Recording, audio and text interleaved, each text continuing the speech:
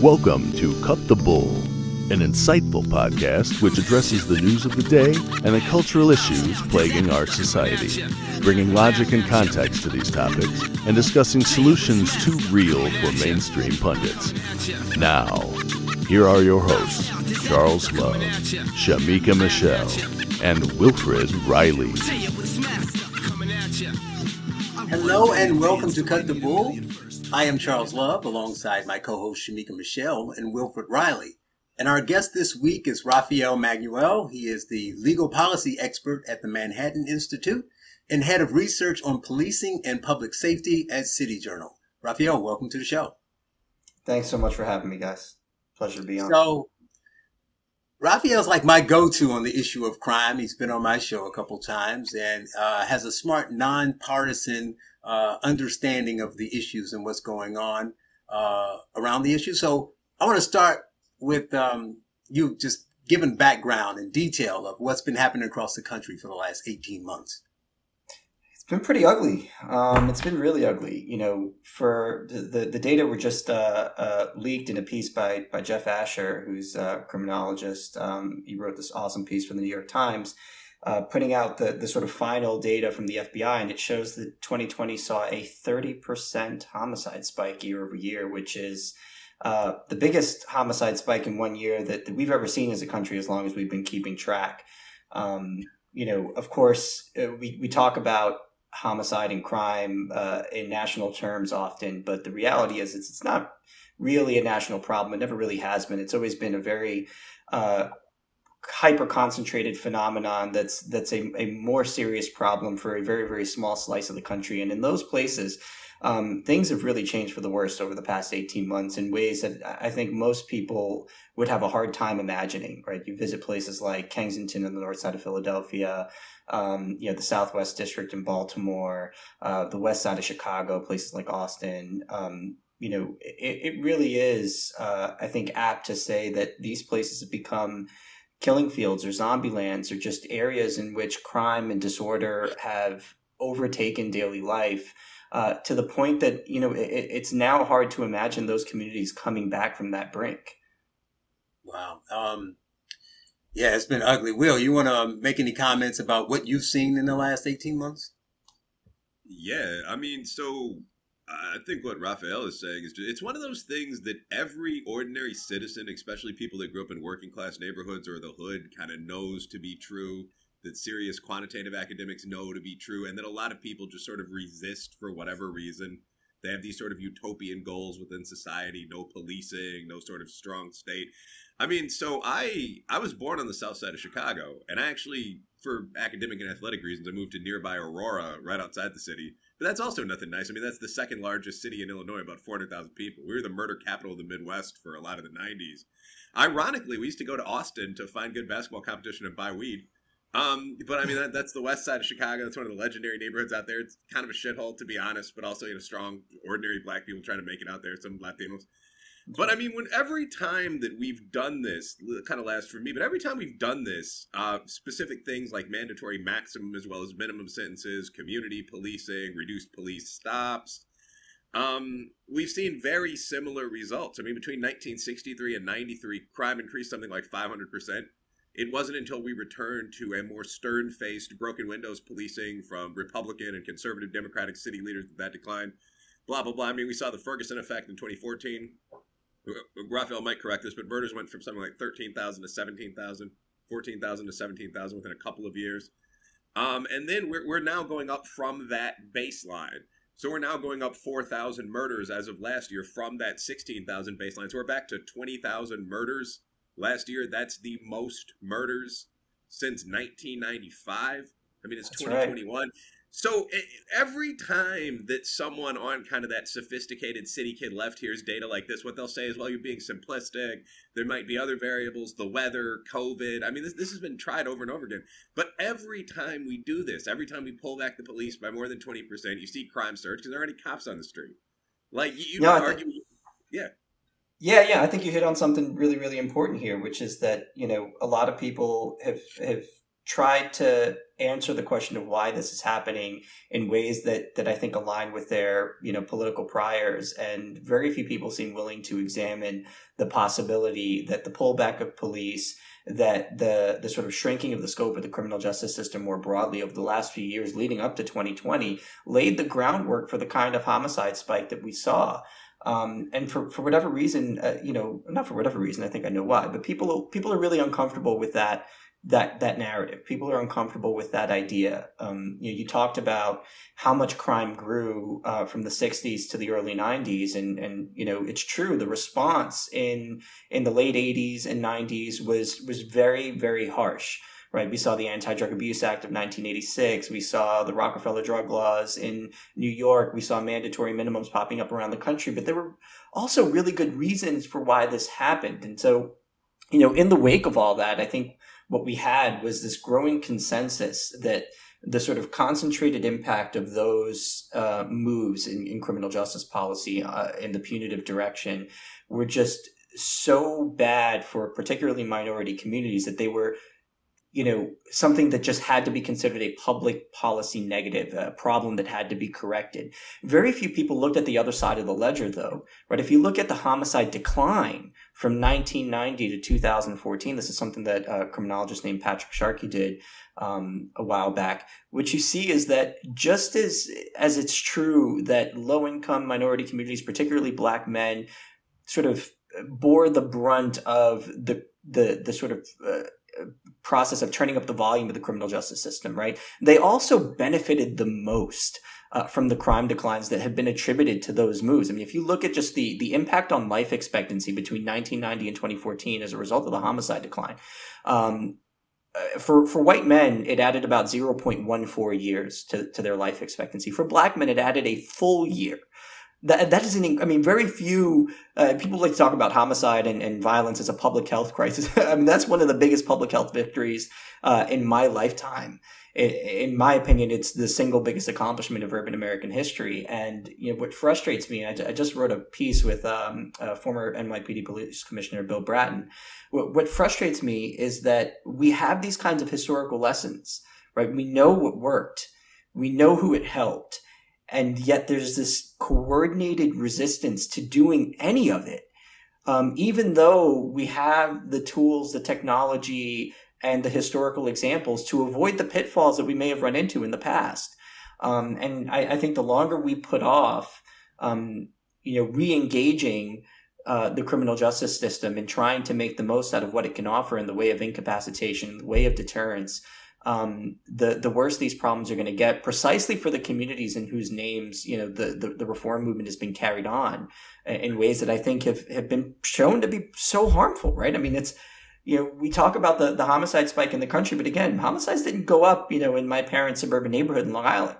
They went up in East Harlem and Washington Heights in the South Bronx, in Crown Heights and Brownsville, and places like Austin and Inglewood and on the south side of Chicago, South Central LA. I mean, it's a very, very small slice of the country that has to deal with these problems. And one of the things that I really wish was that the kind of attention to disparity carried over into conversations about the potential benefits associated with enforcement, right? I mean, 95% of all shooting victims in New York City are either Black or Hispanic every year, going back at least a decade. No one would stand for that kind of racial disparity in any other context. But it rarely ever gets talked about, and no one wants to do the things that the best evidence seems to show really help those very populations back in the 90s and early 2000s. Yeah, and we're going to get to some of those details about those things, what they did, what works, and that kind of thing. But Shamika, what do you want to add to what you've seen in the last 18 months? Well, first, I would like to say that I didn't know Will was really into athletics like that. So at the risk of sexual harassment, I'm going to ask for some full body pictures from that time. If you could do that for me, I'd appreciate it. And we may have to talk to HR, but go ahead. I used to be pretty hot, actually. Yeah. Like, when I was in high school, I had sort of long plaited hair that I dyed different colors, and I had things like little metal bones tied into it. I wanted to look like someone that white women could use to terrify their fathers, and it actually worked pretty well. I had the 6-pack. I never got the 8. But I mean, like, yeah, I was a pretty good athlete. I was an average basketball player. I was actually a very good distance runner. This is all like 60 pounds ago.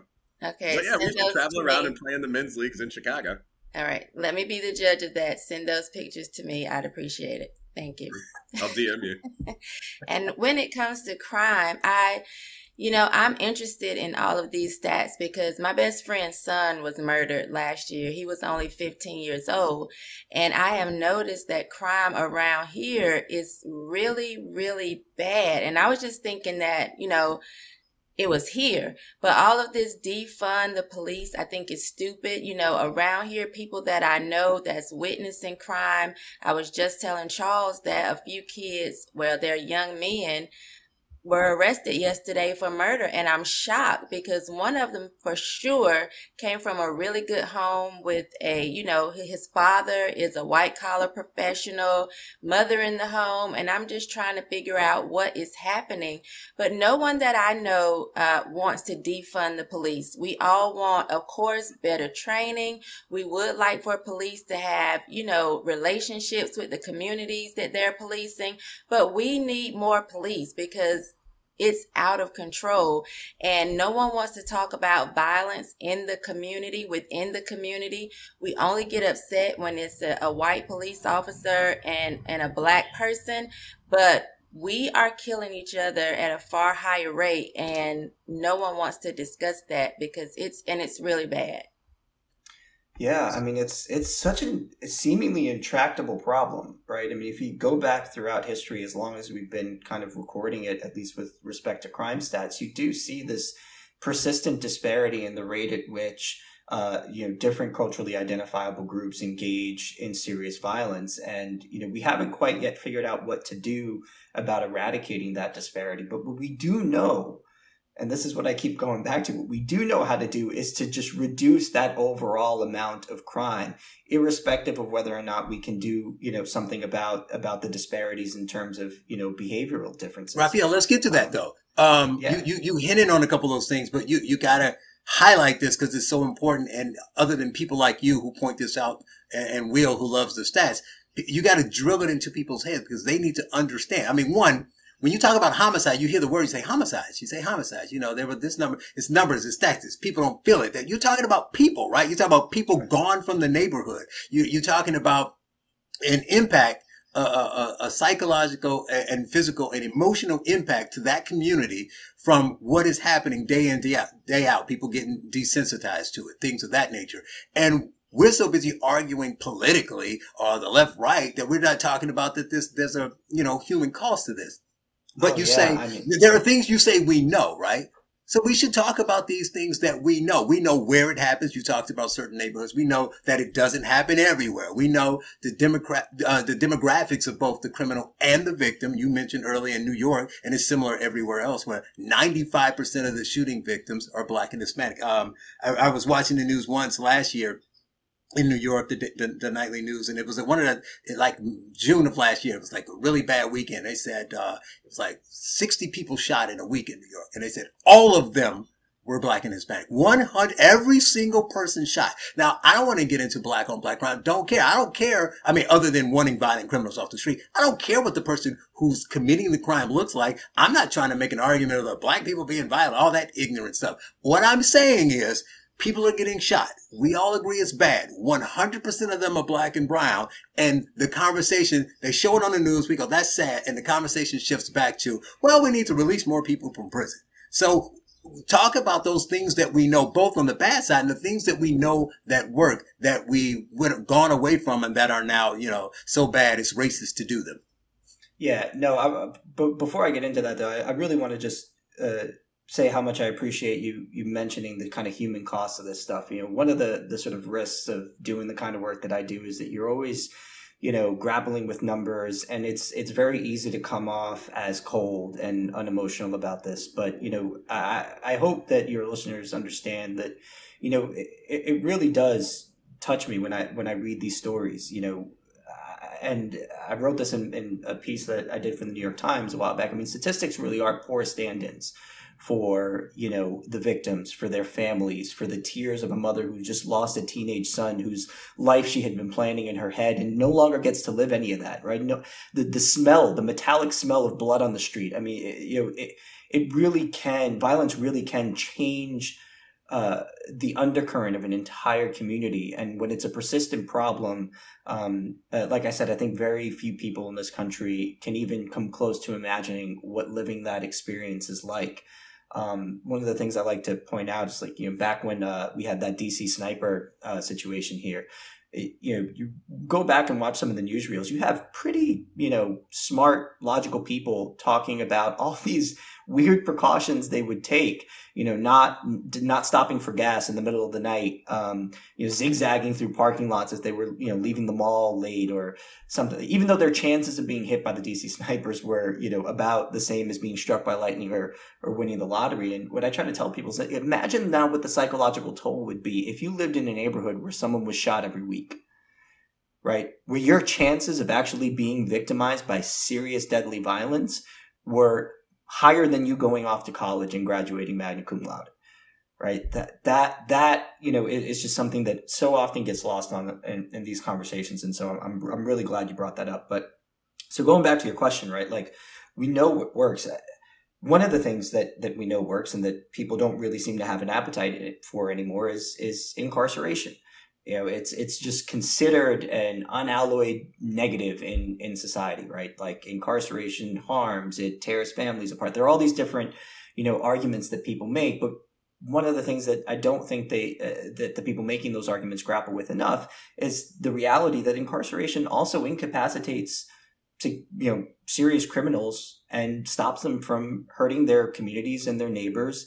And that matters, right? Giving those communities the space that they need to grow and to heal and to prosper is important. That's an important public policy end that we should be pursuing. Now, yes, it's true that you can make a pretty strong case that we overdid it in the 80s and 90s. You can make a pretty strong case that even today, there's some subset of the American prison population that doesn't belong behind bars, either because they're innocent or because, the punishment doesn't fit the crime. And I am willing to accept all of that. And I think that to the extent that there does exist a subset of the American prison population whose incarceration doesn't serve a legitimate penological end, we should be seeking to identify who those people are and release them immediately. I'm with all of that, right? But the other reality that we have to grapple with is that right now there are also a lot of people walking around outside who ought to be in prison but aren't, for several reasons, either because the crimes they committed weren't cleared, or, because our system, has been engaged, at least for the last decade, if not more, in, a kind of pathological commitment to leniency for its own sake, as if it were a public policy good unto itself. And, again, I think one of the reasons that has been so easy for people to swallow is that the country, by and large, doesn't pay the price for those decisions, right? It's only these very sort of small slices of the American population that is actually bearing the cost, right? If we look at, crime in New York City, for example, it's about 4% of street segments that see about half of all violent crime. If you live in Greenwich Village or the Upper West Side, things aren't going to change very much, as policing policy changes, as incarceration policy changes. In your day-to-day life, it's going to take a long time for the progress that New York City made to erode in places, that have really prospered over the last 25 years. But we're denying those potential benefits to a lot of communities who desperately need them, right? So I think incarceration, both post-conviction incarceration, so people who've been convicted and sentenced for felonies, but also pretrial incarceration, right? Bail reform has been one of these, sort of really popular reform proposals that, has been implemented in, large cities around the country over the last few years. And all the evidence seems to be piling up in one direction, which is that, whatever the benefits that are associated with those reforms, to the extent that we make pretrial release procedures more lenient, the result is more crime committed by those populations, right? Like the advocates in favor of reform like to point out that, oh, well, we engage in bail reform, and then the rate at which pretrial releasees engage in crime doesn't go up. It doesn't change. But if you have a larger base number of pretrial releasees committing crime at the same rate, well, then that's more crime. And those crimes, again, are going to impose social costs, and those social costs are not going to be equally borne by society. They're going to be borne by people who can least afford to bear them. Well, I want Will and Shamika to get in and talk a bit about something he said there that's interesting. I call it an incarceration shell game, right? Where people will say, like, I'm one of those, Rafael and I have talked several times, and I always talk about the people who are in jail that shouldn't be in jail and how they're treated, which we'll get to. But at the very same time, I want violent criminals in jail. And they'll say, well, we need to let some people out. And then it's like we're not talking the same language. They'll say, well, there's a lot of people for low-level drug offenses that should be in jail. Now, we can argue about the percentage of the people that are there. We have different ideas of whether it's a lot of people. But I'm not talking about them, and they keep bringing them up. I want murderers in jail. So you just want a guy who in jail for smoking a joint? But I literally said murder. There's a difference between violent criminals, and every time you say violent criminals, they say, so you just want every guy to be in jail, and it doesn't make sense. So do you all, Will or Shamika, see that as a problem, see what they're doing, and notice, obviously, the illogical views of it, but also how it hurts who we lock up and what the policies end up being? Yeah, I would say maybe people have a different idea of what violence is, because when I think of violent criminal, I don't even think about a drug dealer necessarily. I think of a rapist or, armed robber or something, and just listening to that, I know that one of the young men that was arrested yesterday, he was actually out on bail from a home invasion, an armed home invasion. And it makes me wonder, like, maybe someone could still be alive if he had been taken off the streets last year during the home invasion. Instead of being bailed out and just allowed to kind of roam the streets free. So I do think that we have to figure out exactly who we mean when we say violent criminals and what that is, because something has to be done. We need to make a change on that. I don't really know what can be changed, but something needs to be changed, definitely.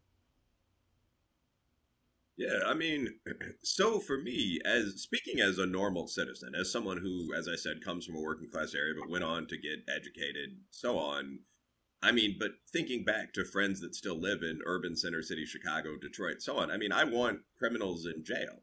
And I think that if you went to Irish American, Hispanic, Black, Italian American communities in an actual city and asked people, that would be the mass majority response you would get. So, I mean, one of my favorite books is really one of Tom Sowell's few recent quantitative books. It's The Vision of the Anointed. But he goes through this whole set of ideas where young, not always even liberal, but very well-educated Ivy League types, coastal, well-off people have come to the conclusion that they know something that other people don't, and that they can radically revamp this social policy that was designed by just sort of these benighted, regular sumbitches in their working class churches and taverns. And there are like 9 or 10 examples given in the book, like sex education, where like after explicit sex education, including anal in the 60s, was introduced to reduce the rate of pregnancy increased something like 300%. And the rate of children that were sexually active early on, like high school freshmen, increased hundreds of percent. I don't want to make up the actual figure, but they just go on and on through all these examples. Illegal immigration, obviously legal immigration is great, but offering repeated amnesties, the idea was supposed to be you can trust the country, you'll come legally. No, what happened is that more people, although not dramatically more, came illegally because they knew they might be amnestied into the country. Criminal justice policy is just one of these things. Like, of course, it goes without saying. I mean, this is an all-minority panel, it looks like. I mean, none of us want people thrown in jail for, walking down the street while Hispanic or something like that. But the most common reason that people are incarcerated in state or federal prison is murder.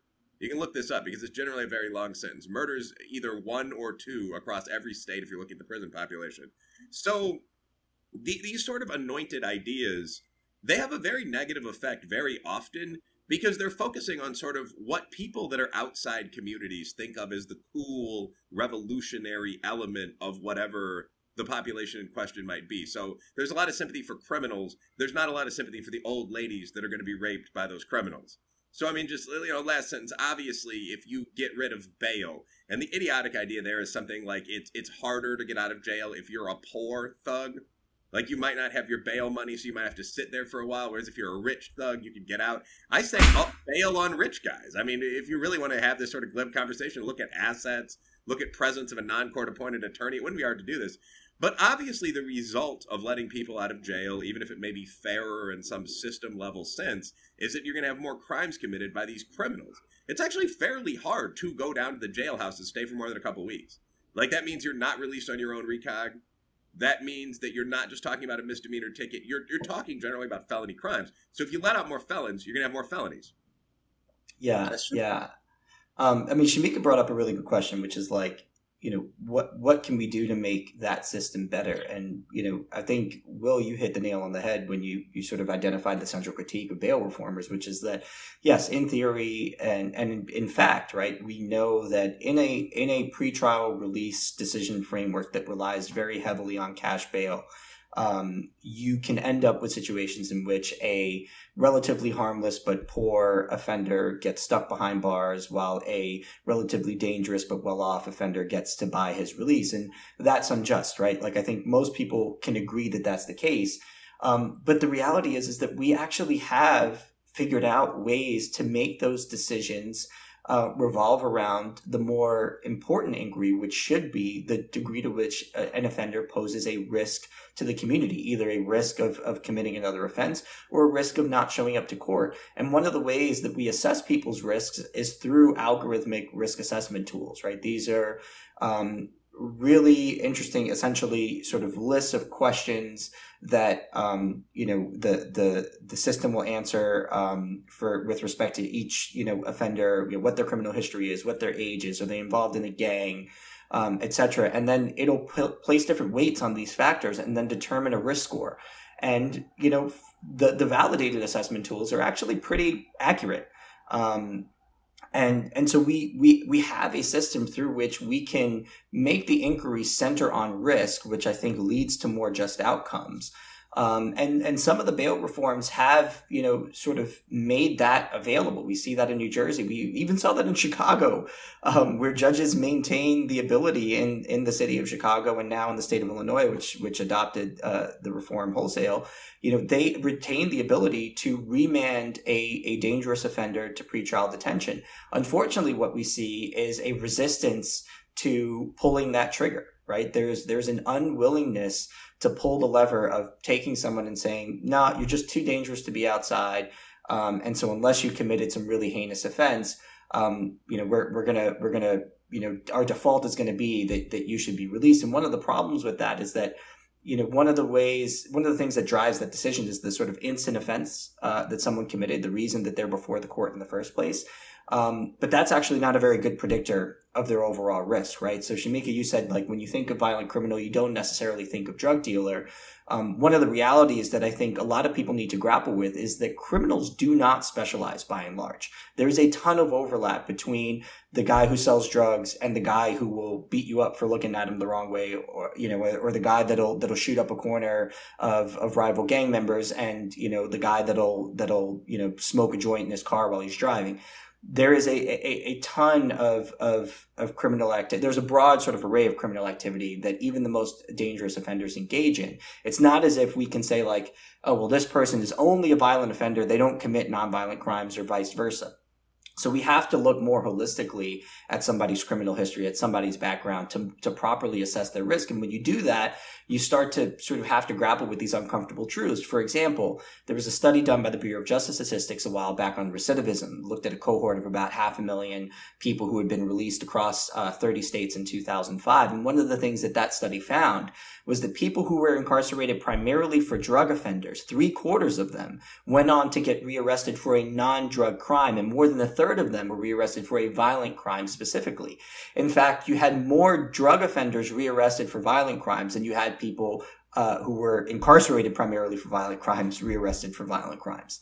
right? So I think one of the things that we have to kind of get over is this idea that we know how to accurately categorize different inmates based on the offense that they're serving time for, the offense that they're up on charges for, and start to come to terms with the fact that there's a better approach. And we also just have to be more willing as a society to follow through on the information that we have, right? Judges get this information all the time. They continue to release these people. Just the other day in Houston, 2 police officers were shot, 1 was killed.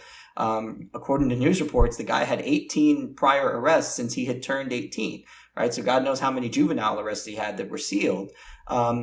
Was up on charges, and even with the sort of progressive reformer DA in Houston, the DA actually requested that the offender be remanded, and the judge didn't pull the trigger. It's not as if there wasn't a reason, or as if that wasn't an option. For whatever reason, the criminal justice actors who are making these decisions have been convinced that justice requires them to default and err on the side of leniency, and I think that's hurting a lot of people. Yeah, that's important. And one thing I want to talk about, we've talked about before, I can't wait to hear what Will and Shamika will say, is my argument has always been, now obviously I disagree with a lot of the reforms they want. But when you talk about reforms, we've talked about separating, I talk about the show Law and Order, right? There's 2 pieces. Now, of course, they're linked and you can't really separate them, but you can address them differently. And so I have a problem both with how they try to address them, but bigger for me anyway is where they put the priority and the emphasis. So I think they, because we hear the defund the police, this police stuff. So it's all police, right? Everybody's like, look at the police. Let's look at everything, action on the body cam or what that cop does and pick it apart. I don't think that's the big, are there reforms that can be done? Of course. But I don't think that's the bigger issue. I think the bigger issue is the law side, right? So both from, we talk about the prosecutors having discretion in deciding what they are, just coming out running for office, like the woman in Boston and who's the guy in LA? What's his name? Garcon, who basically said, if you elect me, I'm not going to charge people for XYZ. So right up front, they're telling you, we're not going to charge. So the police are like, we don't know what to do. We want to arrest these people. We want to enforce the law, but we know they're going to keep throwing them back out. So you have that. But while people are so focused on police, nobody's saying anything about, every time we see it, we all see it. We all watch the news, no matter how much we pay attention to this. And here, the guy got arrested for shooting somebody. This is his 12th offense, right? And they keep saying, well, they're doing this. Why they're doing it? They're doing this because the criminal justice system is disproportionately affects blacks. But on the back end, we're the ones that's going to get shot and abused and beaten and robbed and things of that nature. And you talk about them having the information and being able to use it and being afraid to. I know we were joking on Twitter. The 3 of us were tweeting back and forth about having a gun put on me. I said, well, I've had a gun put on me 5 times. And I was talking about the last time when I got robbed. I said, well, at least I followed the guy. So I follow the guy, and then the police show up and we go around and they catch the guy. I show up in court, and the guy had 2 or 3 previous offenses or whatever. And then, he was going to just like not say anything and get off if the person doesn't come to testify. They tell him that I showed up, and then he's like, okay, fine, I'll just plead guilty. And they got a plea deal, Charles. You don't have to say anything. So I'm sitting in court listening to them do the plea, and they're doing the plea deal, and they hear both sides, and they all agree. And the judge is saying, no. If you were just fighting, that's one thing. You like to pull guns on people. No, he got 12 years. How often does that happen in Chicago? You got the people who talk about, gun reform and how we have too many guns on the street. But when a guy who's under the age to legally have a gun, so right off the bat, he's already breaking the law, is pulled over and they find a gun, they take the gun, but he doesn't get a gun charge. So we don't talk about how when the guy finally gets charged, we say he's not a violent offender, Shamika, because he's only been charged with, possession of marijuana. But we ignore the 3 times that he's been pled down and he doesn't have a charge and all these other things. So I think the reformers, as we call them, are so focused on what the police should be doing.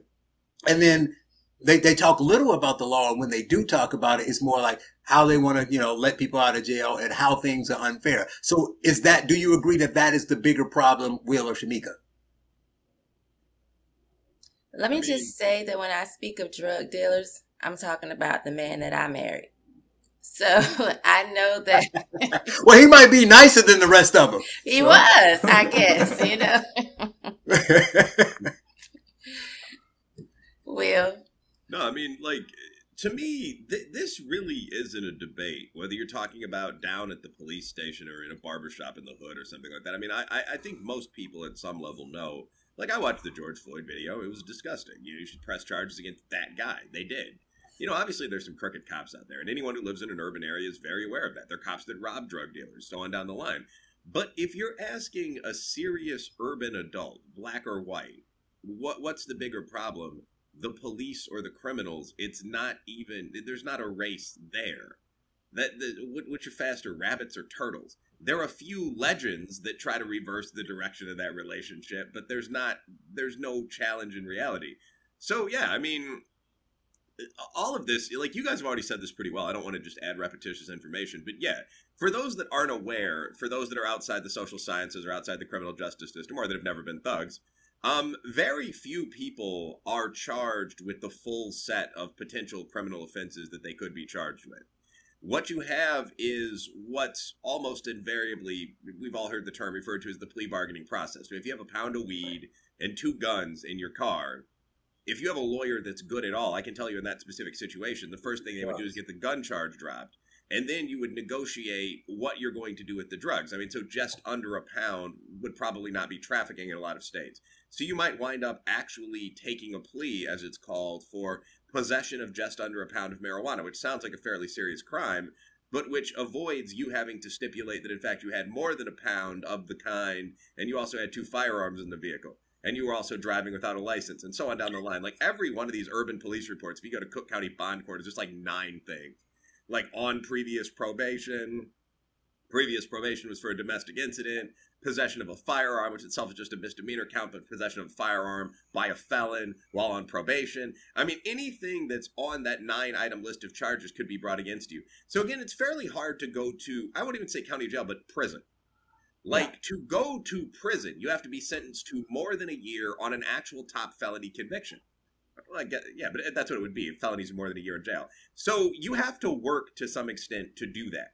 You can be arrested. You can be slapped around by the police. It's unfortunate how often all that happens to young men, especially men of color. But to be in a lot of these situations, like to be in a state prison complaining about how you ended up there, you almost certainly had to do something.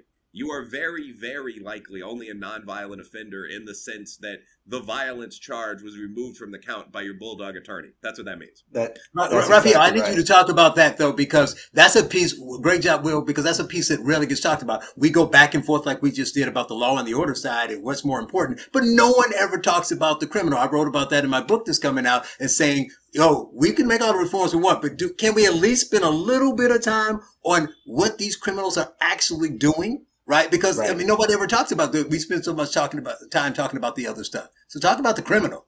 Yeah. My Manhattan Institute colleague, Heather McDonald, who's, a fantastic writer. In fact, her writing is what introduced me to the Manhattan Institute in the first place. One of the things she likes to say is that, a term of incarceration in a state prison is the functional equivalent of a lifetime achievement award in persistence for criminal offending because of how hard it is to actually end up in prison. Most people think that, at least as far as the narrative goes, prison is just, prison terms are handed out like candy for, minor offenses. The reality is that only about 40% of state felony convictions result in a post-conviction prison sentence. The majority of state felony convictions are not resulting in prison sentences. And then once you get to prison, you're almost certainly not going to spend a very long time there. I think sort of the median amount of time served in the United States is about 16 months, which is, I'm sure, a really long time if you're actually in prison. But, at least when you compare it to the narrative, right, they cherry pick these stories of, X person doing, 20 years for, stealing a hamburger and, because it was his 3rd strike or something like that. I mean, those cases are very far and few between. And, one of the things I think we should all kind of be willing to do is talk about those outliers as long as we're honest about their status as outliers. But yeah, the reality is that prison conviction records tend to understate, not overstate, the kind of activity that was engaged in by the offender in question, right? Because of plea bargaining, because charges are often downgraded or dropped altogether, because most people don't go to trial in the United States. We are almost certainly understating the offending behavior of almost everybody who's behind bars in the United States. And we're also, those offenses also don't take into or also don't show their criminal history, right? Which is something that's taken into consideration. So even when you have these kinds of one-off cases in which you can make an argument and say, well, this person's getting 5 years for, a simple gun possession charge, like that seems overdone. But maybe it's not just that one thing in isolation. You have to go back and look at the criminal history, which is something that a judge can actually consider. And when you do that, what you tend to find is, a lot of indications that there's a really high risk profile, and that in fact, this is exactly who we want behind bars for as long as possible. But again, I think the biggest problem sort of facing us right now is that these things are no longer considered okay to say in polite society. I can't tell you how many smart people I talk to on a daily or weekly basis who are just unwilling, to accept the possibility that people belong behind bars, that some people belong behind bars. They'll say things like, well, incarceration is a really terrible experience and we're just making criminals worse. And maybe there's a degree to which that's true for, some subset of the population. And again, happy to have that conversation. But it doesn't logically follow that the way to solve that problem is to decarcerate on some mass scale, right? We can make prisons more humane. We can make them more productive institutions, less violent institutions, more sanitary institutions. That takes investment. But every time you try to invest in the criminal justice system, you have this really loud cadre of people on the left who come out and say, no, no, no, no, no. We're just, we should put this money into libraries or tech, whatever it is. And what happens is conditions get worse. And then down the line, they say, aha, look how horrible the conditions have gotten. We have to do something about this. Let's decarcerate. It's exactly what happened in the state of California, by the way, right? The state of California did not build any new prisons, all throughout the late 90s and 2000s, or at least the 2000s. It started to have a huge overcrowding problem. And then you had a big court case that, a class action lawsuit in which the California Supreme Court actually held, well, because you have this overcrowding problem, you have to alleviate it. And because you haven't built any new prisons, the only way to alleviate it is to decarcerate. Right? You have justice realignment. And, all indications are that things haven't, worked out necessarily for the communities that have absorbed a lot of these offenders. So, these are hard conversations to have, right? But we have to have them honestly. One of the things that really frustrates me is I've seen that the standards for having the argument, if you're going to argue for more punitiveness, the standards, the bar is raised, right? You have to deal with you have to parse out all these really narrow social policy questions, and the regression analysis has to be unimpeachable. But if you're talking about leniency, well, it's enough that we just know that prison is bad, right? It's enough that we just know cops are racist. The sort of standards that people are held to are certainly not the same, and I think that's made engaging in this conversation in a productive way really hard. And I think it's also frustrated people to the degree that they're just not engaging with the other side in the way that they should. And I think that's a larger social problem that we see not just in the criminal justice policy debate, but in policy debates across the political spectrum. So you mentioned the thing with we have to treat people more humanely, and we get that argument from the other side, which is I agree with, and it's a good segue to, I was going to make this last, but let's bring it up now. So I think that's important. You and I have talked about that before, and saying that there's no reason why you're serving your debt to society, and that you then have to go into a whole nother level of terrorism in a sense, right? And that's true. And it's the government's job to protect you because they're there. I think it's bad that we send people do their time and we send them back out with no tools to be successful, basically giving them a slip to say, here's for your next stay. We know you'll be back, instead of doing something about it. All that's true. A lot of that stuff is fixable and we need to do something about it. But what's weird about it is people who make that argument will say it's because the right likes to lock people up and the right, likes to privatize prison, and it's the right. But, we got some issues going on here in New York. So talk about what's going on and why, because a lot of it has to do with progressive policies and de Blasio specifically. But what is going on with Rikers here in New York? Yeah, so I mean, Rikers Island has been kind of a notorious jail complex for about as long as I've been alive, probably longer. It's not one jail; it's an island with multiple jail facilities on it. It's where most of New York City's jail inmates are housed, and because of the problems that have been documented there for many years, right? Gang violence, unsanitary conditions, etc. The de Blasio administration committed itself very early on to making things better, right? To making things more humane. Right? In 2014, you had the death of Khalif Browder. This was a young man who had spent a lot of time on Rikers Island while awaiting the disposition of a robbery case. He had a prior criminal history and spent a lot of that time in solitary confinement.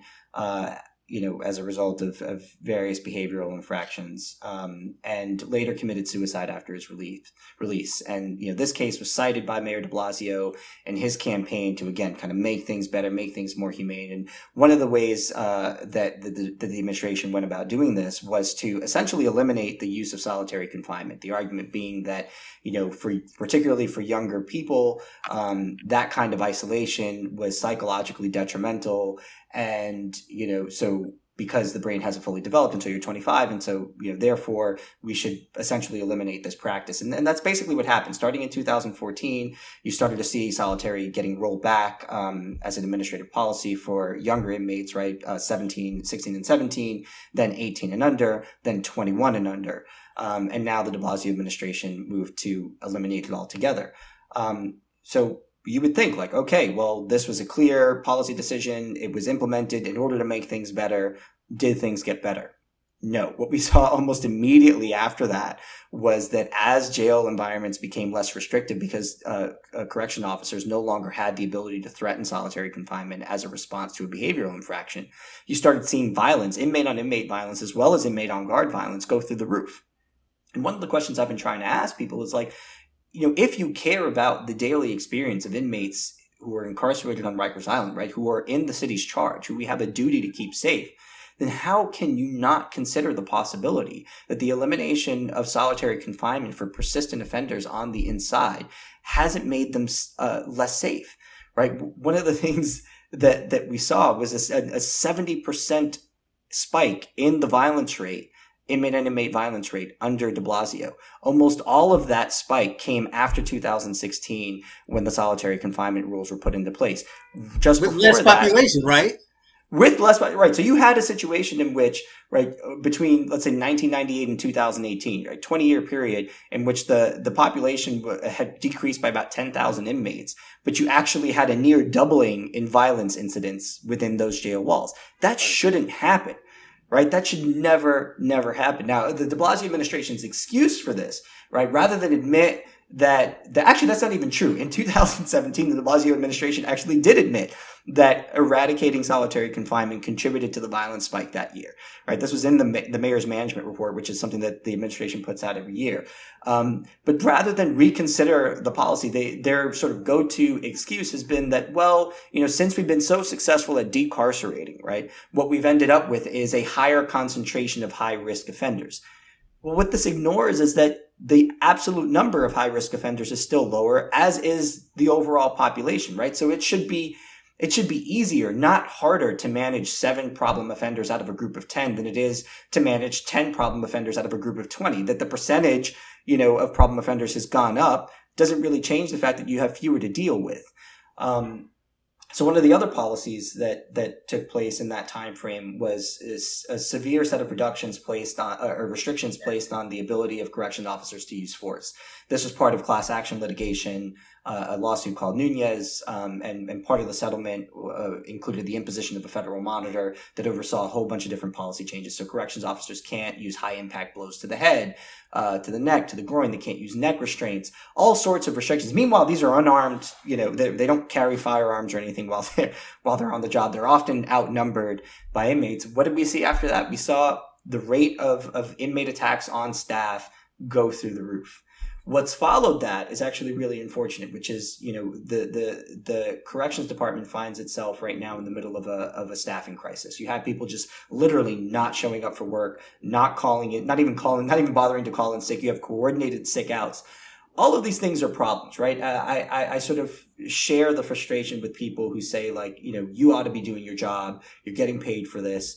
It's wrong for you to shirk your duties. I get that. But at the same time, we can't ignore the fact that we've created the most hostile work environment that you could possibly imagine for people. And we've incentivized people to try and find ways around showing up because the danger is real. And who suffers? Again, the people in whose name the reform agenda has been advanced, right? It's inmates that are bearing the brunt of this cost. If you want to just go to Rikers Island and do your time quietly, that's not an option, and it should be. Yeah. And again, there are things that we can do to make it better. We're choosing not to do the obvious things. We're choosing not to grab that low-hanging fruit. And again, the sort of default position is just more leniency, more leniency, more leniency. So what's de Blasio done since? He's committed to closing Rikers altogether, to replacing it with a borough-based system that's going to, have a capacity of, I think, 3,000 inmates, even though the city has close to 6,000 right now. And at one point we had, more than 20,000. Which again is just going to leave more offenders out on the street to commit crimes in communities that can least afford to absorb those crimes, and it's going to make things worse as it reduces capacity in the system on the inmates who are overcrowded into smaller and smaller spaces with a sort of lower and lower quality workforce to oversee them. So again, it's just this kind of the same old story, just in a different context. Will, anything you want to say about what's going on once we get the people in prison, the prison environment itself? Yeah, I mean, look, I think prison environments across You're the country... You're not Will. I said Oh, Will. I'm sorry. Will. I thought you said Will. Yeah, no, I mean, I think that we're all kind of on the same page here. There are two perspectives, I think, on how human beings respond to life. One of them is associated more with the left, one with kind of the quantitative center right. I obviously prefer the second. But the first perspective is kind of people respond to moral appeals, maybe, or something like that. Actually, I think that's a good way of phrasing it. So jail is bad, jail is tough. So we have a moral duty to abolish jail or to soften the things that have traditionally been used to control violent people in jail. The idea of borders is a hostile, controlling one. It has white supremacist roots. So we have a moral duty to find some other system. And implicit in some of this, like if you read through the major articles like Cloward, Piven, the people that talked about welfare reform, criminal justice reform in the 60s, one of the things they thought, actually, or at least pretended they thought, was that in fact making these systems sort of kinder and more moral would increase the rate at which people obeyed the law. The people would begin to see society as more legitimate, so they would stop rebelling. Crime was the result of Black and Hispanic, maybe Appalachian or something like that, oppressed people lashing back at these ruthless lords. People wouldn't do evil things unless they had no other choice. That's kind of one perspective. People won't do evil unless they have no other choice. So what you want to do in society is make it as sweet, as buttersoft, as moral as possible, and then people will be kind. There are people that genuinely believe this. They are mostly themselves kindly, upper middle class women in my experience. The second perspective is that a lot of people are assholes and predators, and people respond to incentives. So, I mean, and these are often two systems that can be radically tested against one another. Like in the Rikers situation, I mean, we're all familiar with the idea of going to the island, which is constant in mob and hood movies. It's something referenced in hip-hop and outlaw country songs. It's a literal block of land outside of New York City. So, I mean, in that famous jail, they were confronted with the choice of how do you change inmate behavior. If you prohibit the guards from doing basic things, solitary confinement, 4-point positioning of people on bids after resistance, and a bunch of other stuff, like they're not allowed to fight. They're not allowed to use throat strikes, crotch strikes, mostly effective fighting moves, back of leg sweeps. So if you do this, there are two hypotheses. One, people will begin to realize that they are no longer oppressed. They are no longer trapped by these brutalizing sort of would-be cops. And they're going to begin obeying the rules spontaneously and working toward their high school degrees or whatever. And hypothesis two would be they're going to start acting a fool because they're in jail for a reason, and they now have no restraint on their behavior. And what we've seen is, and this gets back to the OG Thomas Sowell, I mean, what we've seen is, once again, radical confirmation of hypothesis 2. Most of the people that are in a situation like prison, young violent males, most of the people that are thinking about whether they want to have raw sex with their girlfriend in high school, most of the people that are contemplating crossing the border aggressively to get a new, better job to feed their family, most of these people, and they're not a lot of these aren't even bad people in the last 2 cases, but all these people are going to be much more incentive motivated than morality motivated. So every time we've tried this soft crap, like take guns away from the cops and people will come up to them and hug them, we've seen that it has failed abysmally. Last comment. I think to some extent there's confusion on the part of a lot of the sort of these upper middle class leftists who we used to call flower children, because I think they actually would behave in the way they think all people behave. Like AOC said this recently, like, you know, I grew up in an area that had very few cops and very little crime, and we call it a nice suburb. So I think her perspective is that if you take the police out of the hood will look like the suburbs. I don't think so. I think the hood will look like Dodge City, Kansas, because the incentive structures and the reward structures and the real things in life are very different. The people from the hood with no cops are going to go to the suburbs and take all their shit. And I kind of sympathize with them in doing that. But that is the actual reason we have police, to restrain crime within and between neighborhoods. Well, we're getting close to the end, so I want to talk about 2 quick things, right? I got to end on what we can do about it, Rafael. But first, I want to talk about the social impact of this. You know, we talk about the homicide and the human cost, but there's a social impact. You know, the left is talks a lot about equity, equality, and they want to bring jobs and they want to bring income and they want to bring businesses to the community. You can't do that if people are afraid to go to the community. So I'm gonna start with you, Shamika. Tell me, let's talk about the social impact, about how allowing crime to just get out of hand affects other parts of the community, whether it be, you know, social gatherings, whether it be, like I mentioned, jobs and things of that nature, how it all has an impact on the quality of life. I definitely think it has an impact on the quality of life. You know, we've seen around here birthday parties shot up, you know, children's birthday parties shot up. So you don't want to gather. I know I certainly don't want to go to certain areas, you know, even if I know the person personally or we're close. If you live in a really terrible part of town, I don't want to go. We've seen older ladies be shot just sitting on their porch, you know, rocking in the rocking chair. And so I do think that it has a larger effect on just the way you know, go about your daily life. My best friend lives in a terrible part of town. When I go, if I have to pick her up, I say, you know, I sit like across the street, or I'll call her like, I'm at the stoplight, come out, so that when she, you know, I slow down, you hurry up and get out, you know, get in the car. When I drop her off, I slow down, you hurry up and get out. So, you know, I do think that it really has a big effect on people socially, because who wants to be in a place where, you know, you can just be shot because you're in the wrong place at the wrong time? No one wants that. Shamika, do you at least stop the car for the woman, or do you just literally slow it down? I literally tuck and roll. I had to ask. She's like, I slow down. Yeah, I mean, I'll call her and say, I'm at the stoplight, come out. And if she's not out, by the time it turns green, I will circle the block, because I don't want to be sitting there just, you know, waiting, because I might catch a bullet. I don't have time for that. Yeah, I think people that have grown up outside one of the major cities don't understand what an issue crime was and could easily be again. Like when I was growing up in Chicago, I mean, there's a kind of third world vibe to it. If you've ever seen that one movie, Kids, it's pretty on point. Like, I would get on trains with, like, my skateboard. There'd be people on the train with dogs.